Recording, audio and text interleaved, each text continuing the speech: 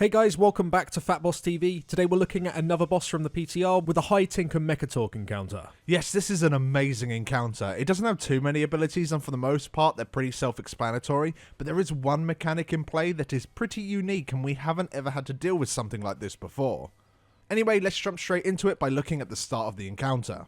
So during phase 1, the boss will do additional nature damage to the tanks with his melee hits. This damage is increased each time the boss hits the same target consecutively, and this is shown as a stacking buff on the boss, so to reset the stack you simply just got a tank swap. For everyone to watch out for is his Buster Cannon. He will target a random player and face in that direction, and at the end of the cast will send out a projectile that will do a massive amount of damage if you're hit. If you're hit, you'll also gain a dot and a haste reducing debuff. You've got to keep a close eye on the boss at all times so you can sidestep this cast. Throughout the phase, the boss will also cast Blast Off. This deals a large amount of damage to any players in the targeting circle around him, so melee you have to back away from him.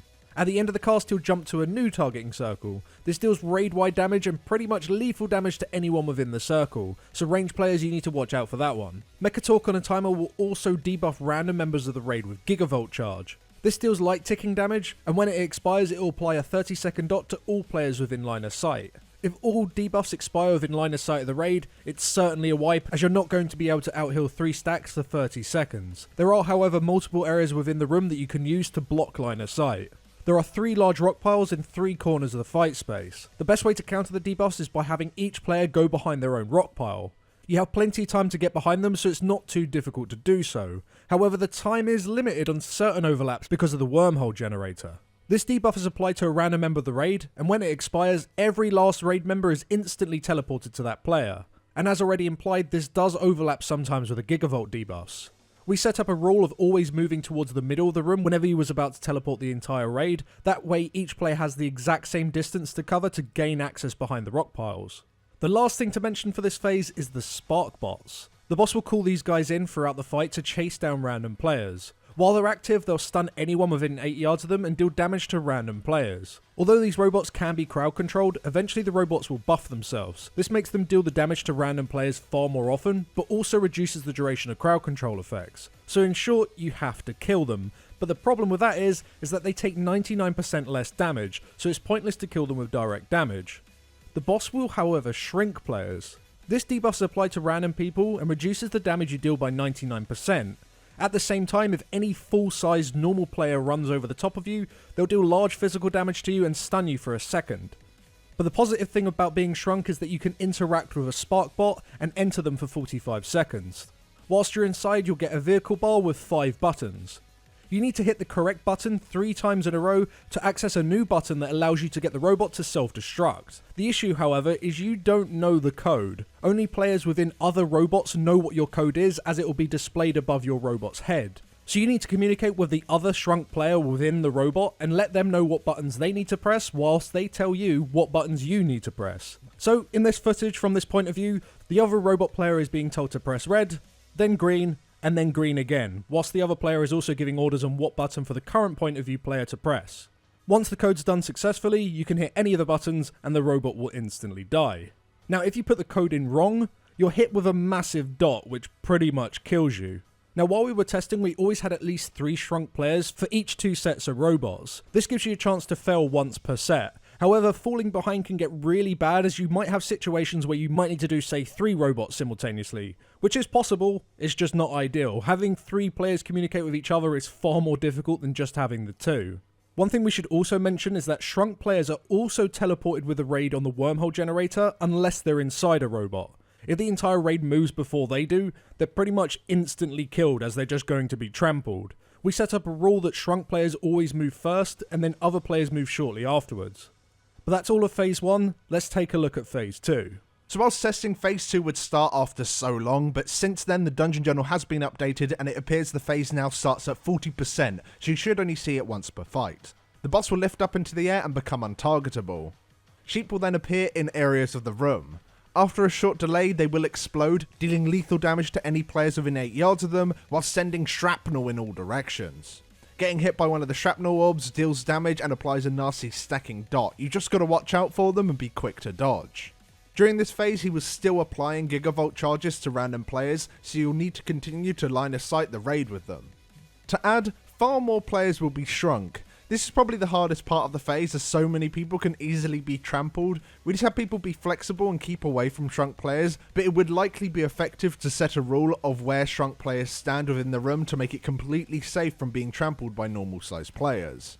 Now, after so long, the boss will return to the room and phase 1 will begin again, and the fight remains the exact same except the boss is now in hyperdrive. This increases his attack speed by 30% and makes him deal light ticking damage to the entire raid until he is killed. Since he has such high health still, this could be a bit of a healing check, and chances are that you'll need to chain cooldowns as the raid slowly ticks down. But aside from that, phase 3 is the exact same, and that's the entire encounter. What do we think? So the fight is brilliant. It is. I think we both agree on that. It's easily my favourite encounter in the instance. One of the reasons for sure is the shrink mechanic. I think it's very funny watching people get run over. Oh, it is funny, but you know it's going to really annoy people on progress. Like, especially on Mythic, where when that mechanic comes in, one person gets made enormous, and that enormous person can run over full-size players and trample them for a bit of, I don't know, payback or something. But the massive guy can run over the smallest people, the shrunk players, and instantly kill them. And I've been that enormous guy, and as soon as that happens, you're like, I'm not moving.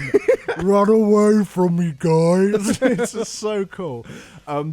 But talking about that shrink mechanic, it definitely does make it so all of the other mechanics that require movement, you need to think a little bit more carefully about it. Yeah. Where are your shrunk allies? I've just been teleported. Where are my shrunk guys? Am I going to run over them? Because they will die so quickly. 1 or 2 people run over them, then they're hit by a buster cannon, or they're hit by the boss's blast-off mechanics. I think it's the worst in phase 2. It is. Phase 2 is terrifying. Of course, so many people get shrunk in phase 2, and there's a lot more movement because everyone's trying to move from the sheep shrapnel. Yeah. So it's going to be hilarious to progress this boss. But we might as well get to it. The best thing about this fight is probably the interaction with the robots. For sure. It's a very unique mechanic. We haven't really had a mechanic where information was given to one player and withheld from another, and you need to communicate that information across to one another. Yeah. And it looks like an automatic weak aura won't be able to crack this. They might do. People are very, very clever. But I doubt everyone could just have a weak aura and then it immediately pops up on your screen automatically. Press yellow, press red. It looks like the best you're going to be able to do maybe is have some sort of like button-related weak aura potentially. That or like mouse over whispers or something. Something along those lines, maybe. We'll have to see exactly what the very clever people come up with. But that's awesome because it actually forces people to talk with one another. And there hasn't really been a fight. Because this happens even on Heroic. Even on normal mode, you need to talk with one another. On normal mode, anyone can see your code, not just people and other robots. That means like your raid leader or your tank could always call it out. So that makes it so only one person really needs to speak, I suppose. But at least you need that communication. And communication in WoW generally, you can just get by with not too much of it unless you get into Mythic content. But this forces you to talk. Yeah. Or this at least forces you to have a very clever weak aura. I hope that a very clever weak aura doesn't come out because, yeah, it is going to remove that whole aspect of the fight, which makes it so unique. One thing we should also mention is that the change that they've made to phase 2, where it now activates at 40%, is a bit of an interesting change. Yep. It's hard to say exactly if it's a good one or not, but my initial thoughts are that it might make phase 1 a little too long. But then again, phase 1 is so much fun that does it even matter? Probably not. If the entire fight, because nothing really gets harder and harder throughout the fight, I guess you could say hyperdrive in the last phase is a little bit crazy, but if you limit the fight's length to something around, 6 minutes, maybe 7 or 8 minutes on a first kill, I don't think it'll get too repetitive, Considering each time the shrunken players, they're so limited in a raid size. Say you're playing with 20 people, only 3 people are shrunk each time. You could go multiple pools without getting shrunken, and then you could have like 3 pools in a row where you're shrunken. So every pool in that sort of sense, you never know if you need to go inside a robot, and that kind of keeps it fresh as well. But that's all we got time for, guys. If you enjoyed this little boss preview as much as we enjoyed making it and testing it, then please drop us down a like. It helps us out a lot, and we will catch you all in the next one. Thanks for watching. Thanks for watching.